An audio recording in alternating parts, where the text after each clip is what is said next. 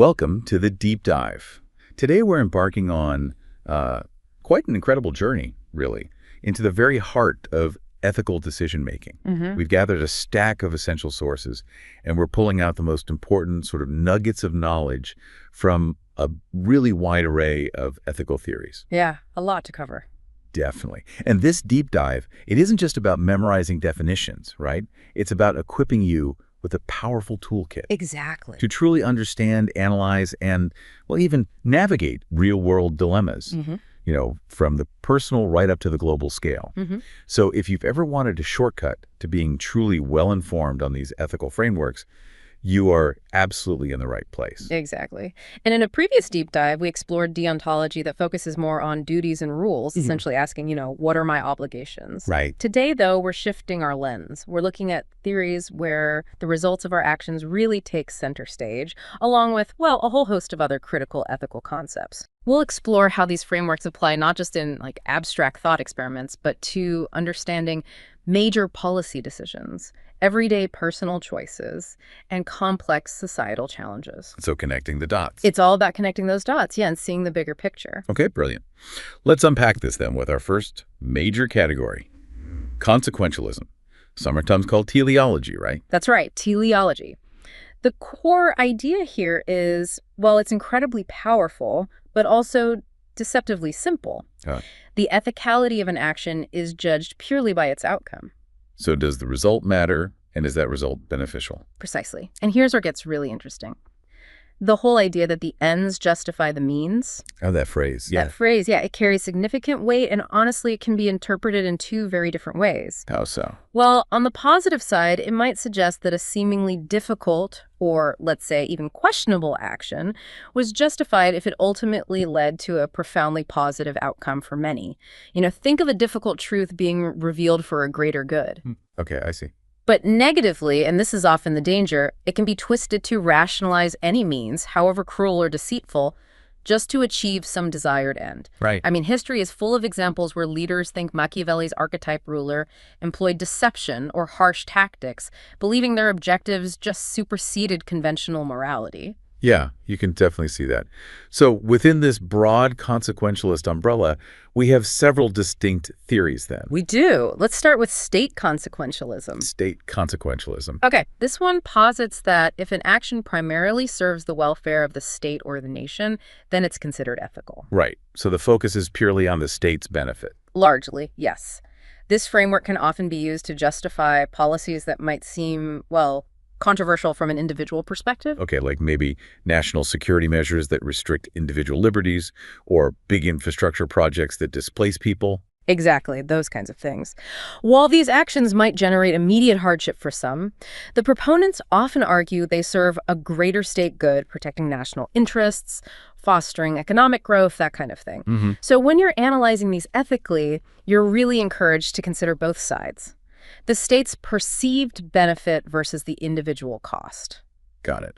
Okay, moving on then. Moving on, we encounter ethical egoism. Ethical egoism. This one states that one should act solely in self-interest. Right, so forget others, it's all about me. Pretty much. The effect on others is the primary concern, only whether the action benefits you. Its core premise is, well, quite straightforward. Okay. In situations involving difficult choices, you might see a stakeholder prioritizing their personal consequences, maybe avoiding job loss or reprisal, rather than, say, whistleblowing on misconduct or challenging a corrupt system. Right, protecting themselves first. Yes. However, the major criticism is that if everyone acts only in their self-interest, it can easily lead to social chaos, right? Anarchy, even. Yeah, I can see that. Imagine someone harming a family member for inheritance. Sure, it serves their self-interest, but it's clearly not a universally acceptable or, frankly, sustainable way for a society to function.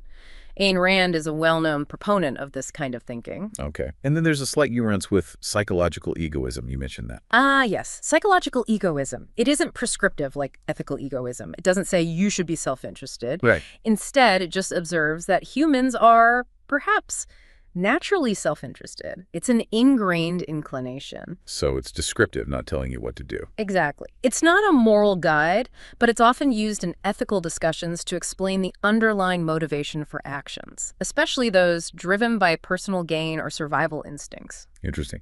Now, for something that swings completely the other way, ethical altruism. Right. Ethical altruism argues that you should act for the welfare of others, not yourself. Okay. Here, the result for the person doing the action, the doer, it doesn't matter. Only the good served for others. So pure selflessness. Essentially, yes. This is a profoundly positive theory, ethically speaking, and it's excellent for justifying actions that prioritize the collective good. Mm-hmm. For instance, if a public servant exposes rampant corruption in their organization, despite facing significant personal threats and consequences, they're acting altruistically. They're prioritizing the welfare of employees, their department, the public at large over their own safety or career. Serving the collective good. Exactly. Serving the collective good, especially when the ends are positive for others. Okay.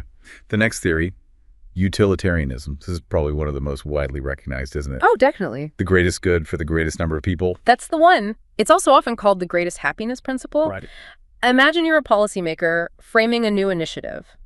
If it impacts, say, 100 people and it clearly benefits 70 or 80 of them, Okay. then under utilitarianism, your action would be considered ethical because you're serving the greatest good for the greatest number. Makes sense. John Stuart Mill and Jeremy Bentham are the foundational thinkers here, and understanding their contributions really adds depth to your comprehension. Okay. Mill and Bentham. But there's a catch, isn't there? What about the remaining 20 or 30 people who aren't served?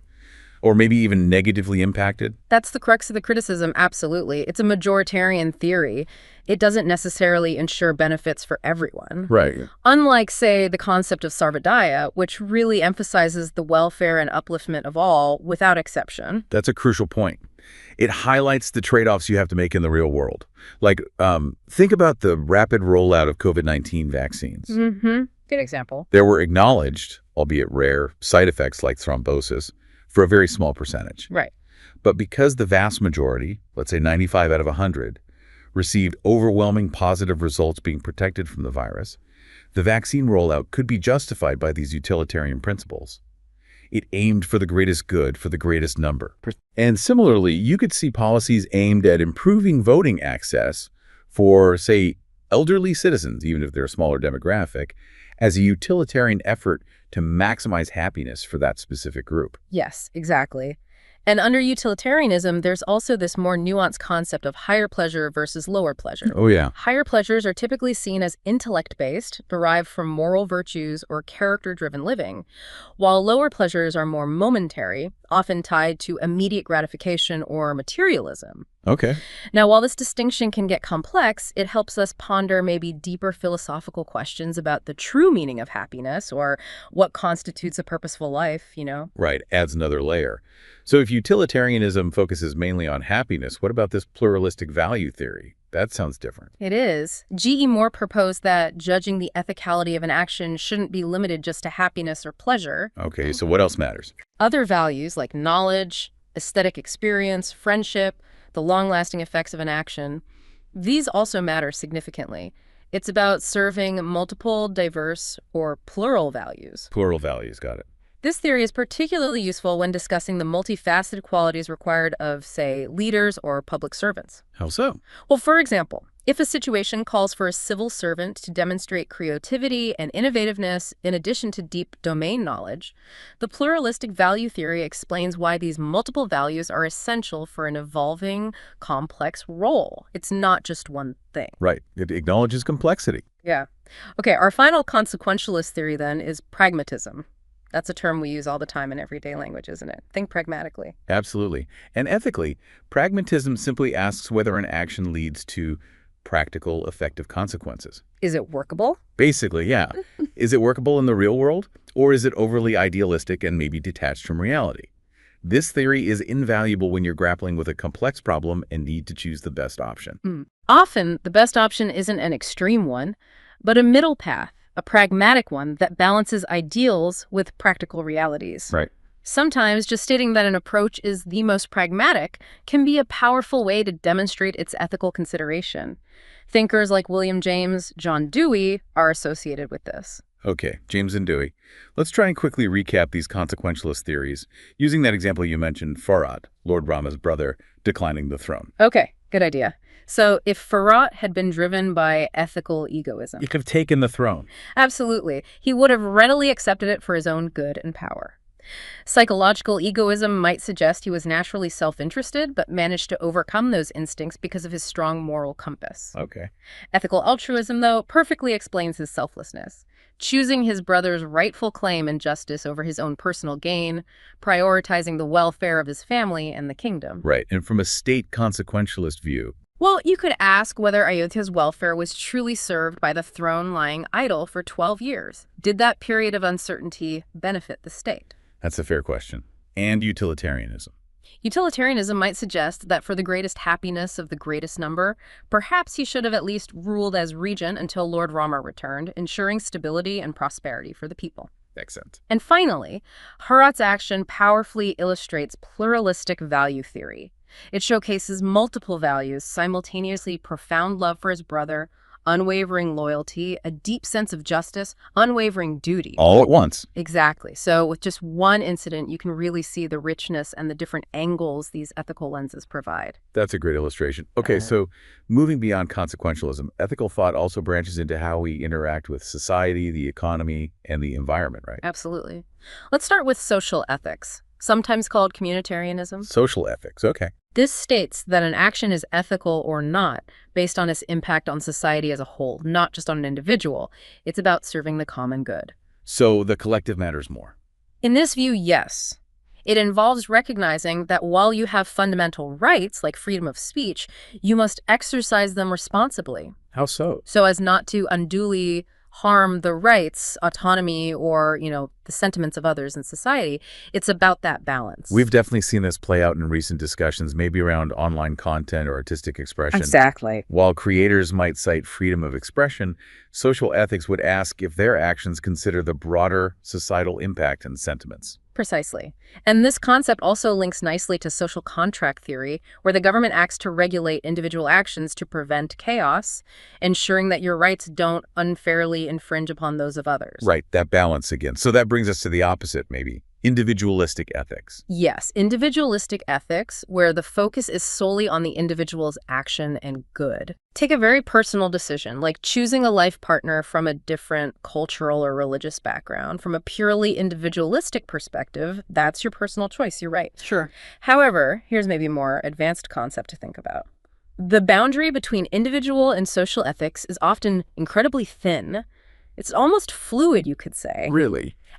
Even the most personal decisions like marriage have a social context, don't they? They can impact families, communities, society at large, even if the effects aren't immediate or obvious. Yeah, I suppose so. Nothing happens in a vacuum. Exactly. Individual and social ethics are often deeply intertwined.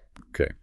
Next up, economic ethics, often called business ethics. That's right. Economic or business ethics examines whether a business or an economic system operates ethically. What does that involve? Well, it considers crucial corporate governance practices, issues like fair wages, gender parity, workplace inclusivity, the role of women in leadership, all those kinds of things. Right. Essentially, it questions whether economic decisions, whether they're made by government or corporations, truly serve the dignity of individuals and society and contribute to equitable well-being. This feels really crucial when discussing contemporary issues like progressive taxation or wealth redistribution or even universal basic income. Absolutely. Those are all economic decisions that can be analyzed through the lens of economic ethics and their impact on corporate social responsibility and societal fairness.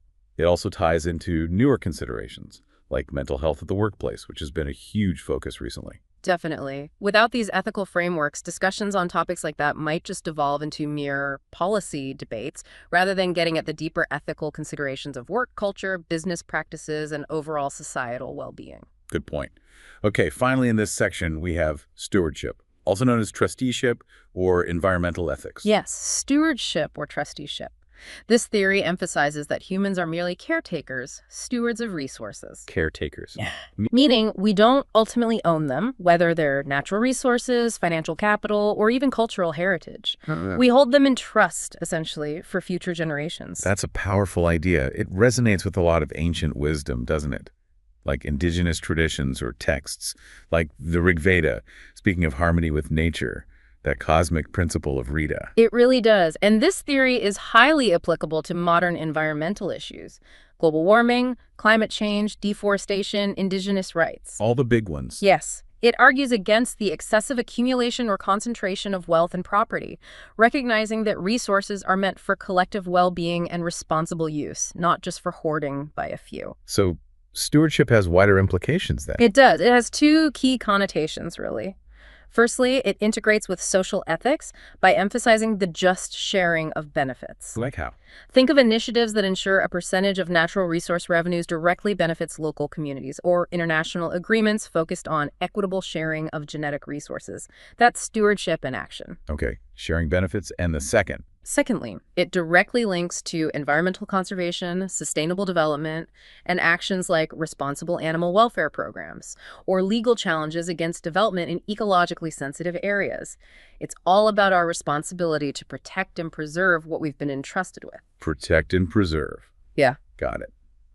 Okay, now let's explore some theories that delve maybe deeper into the complexities of human behavior and decision-making, especially when we face dilemmas.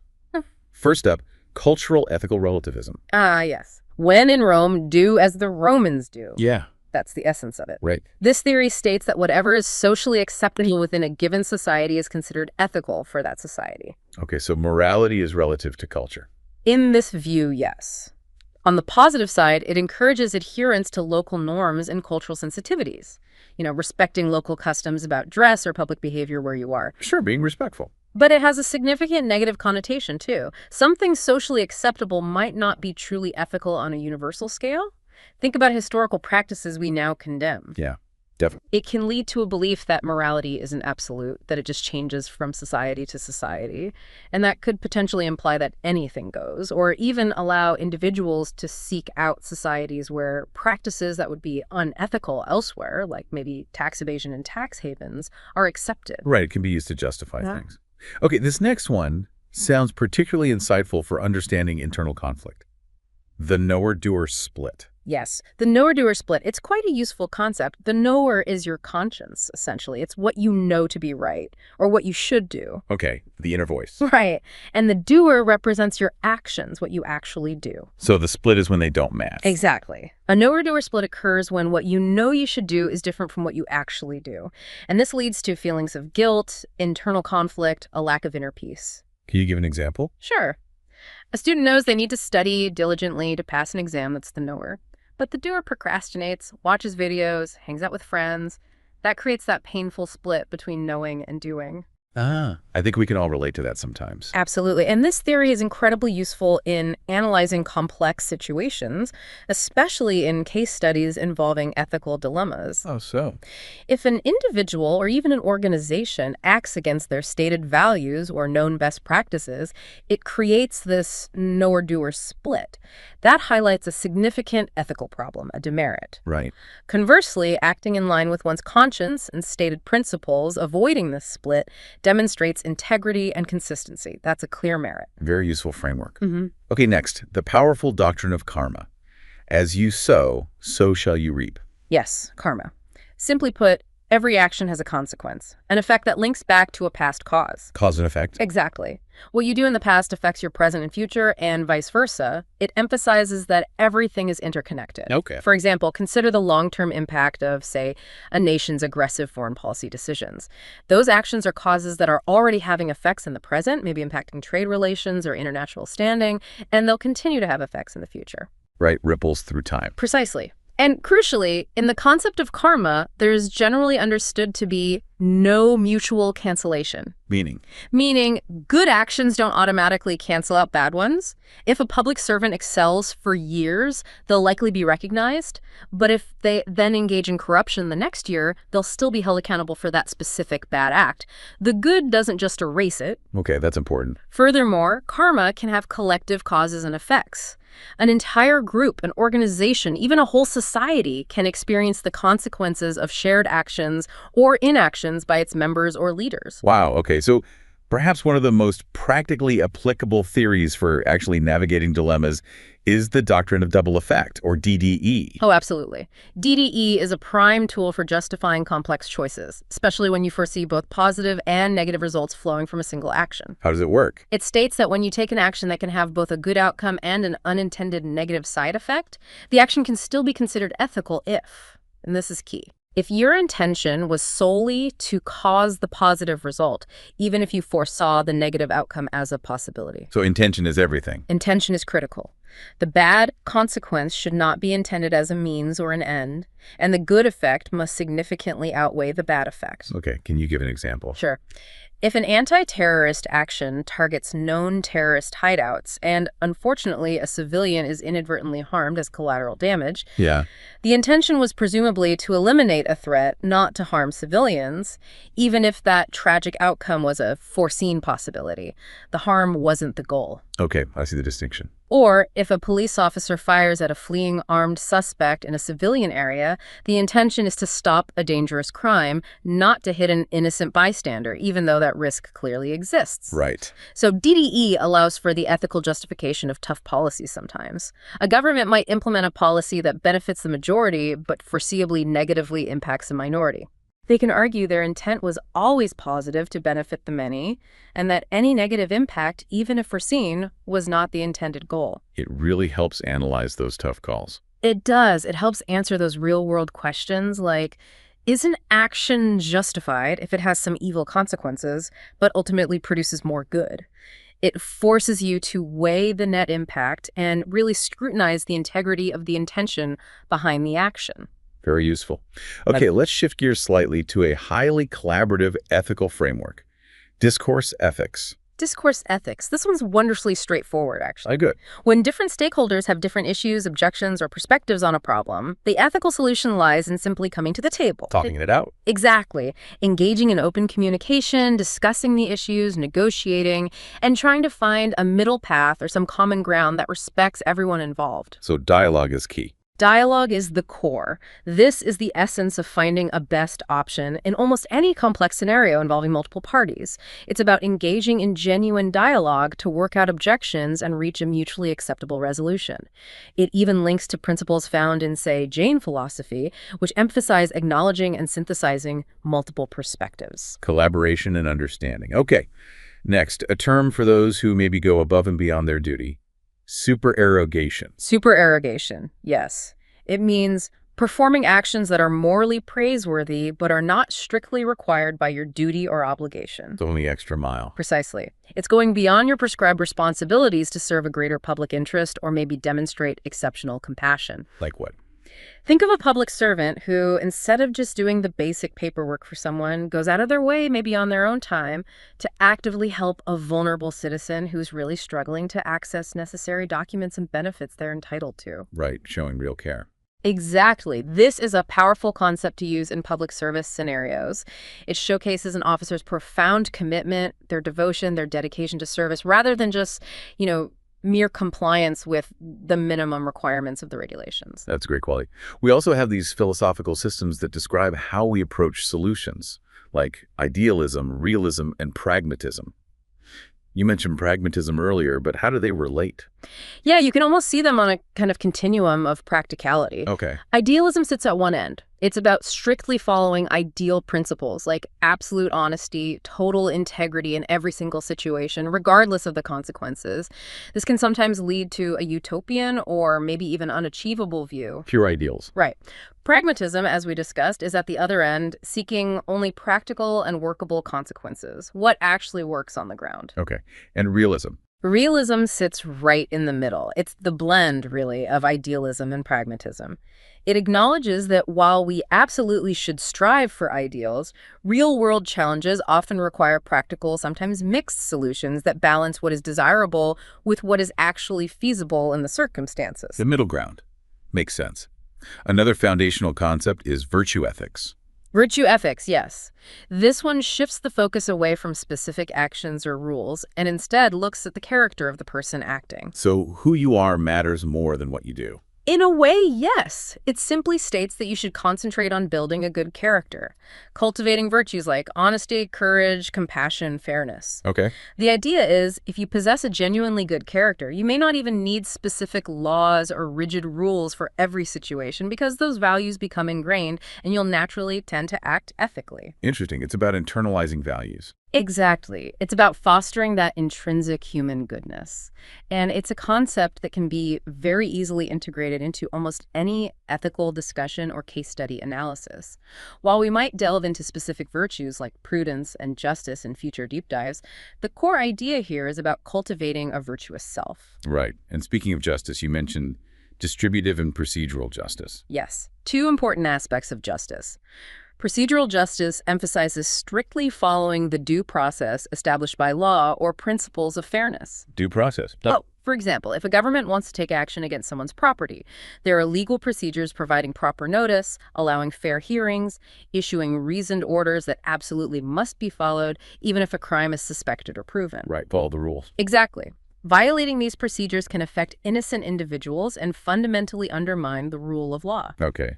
And distributive justice. Distributive justice, on the other hand, is about ensuring a fair and equitable distribution of resources, opportunities, and benefits for everyone in society. It's about promoting inclusive growth and preventing the undue concentration of wealth or power. Fairness and outcomes, essentially. Yes, fairness in how society's goods and opportunities are shared. Okay. And finally, natural rights. John Locke comes to mind. Life, liberty, and property, now often called universal human rights. Precisely. Those rights identified by Locke are foundational to much of modern ethical and political thought. Life, liberty, property, often now broadened to include a wider range of universal human rights. And these are fundamental. Absolutely. Any discussion dealing with individual rights or autonomy, whether it's freedom of speech in a censorship debate, the right to property in cases of eminent domain, or even profound bioethical issues like end-of-life choices or surrogacy that touch upon the sanctity of life, can often be grounded in this concept of inherent, unalienable natural rights. Foundational indeed. Okay, our last theory for today is contractarianism. Contractarianism. This asserts that principles of ethical action are fundamentally based on agreements or contracts, implicit or explicit, that people enter into with each other. Contracts. Like a business deal. It can be that simple, yes. For example, when you engage with a service provider, you implicitly enter a contract. They promise certain services, and your ethical judgment of their actions often depends on whether they meet those contractual terms. Okay. But it goes broader than that. Oh, much broader. Right. It expands powerfully into the social contract theory. This social contract. Exactly, where citizens implicitly grant certain rights and powers to the government, and in return, the government is expected to provide services, security, and ensure individual autonomy and rights are protected. Right. The government's actions are then judged on whether they uphold these implicit contractual terms, often through democratic processes like elections. It's a really fundamental basis for understanding governance, accountability, and the relationship between the state and the individual in a free society. Wow, okay. That was a truly expansive deep dive.